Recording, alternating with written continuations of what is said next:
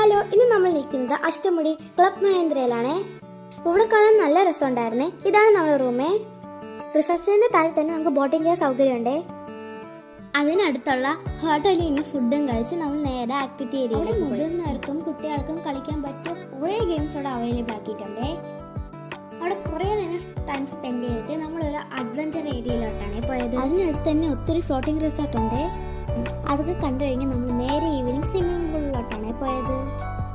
കുട്ടികൾക്കും മുതിർന്നവർക്കുമായി 2 സ്വിമ്മിംഗ് പൂളുണ്ട്. പിന്നെ ഇവിടെ എടുത്തു പറയേണ്ട കാര്യം ഇവിടുത്തെ ഫുഡാണ്. ഒത്തിരി വെറൈറ്റീസ് ഉണ്ടായിരുന്നേ, നല്ല ടേസ്റ്റ് ആയിരുന്നു കേട്ടോ.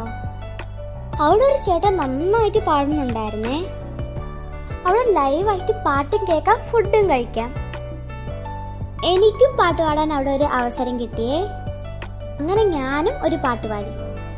ഇത്രയൊക്കെ ഉള്ളൂ. അടുത്ത വീഡിയോ കാണാം. Bye bye.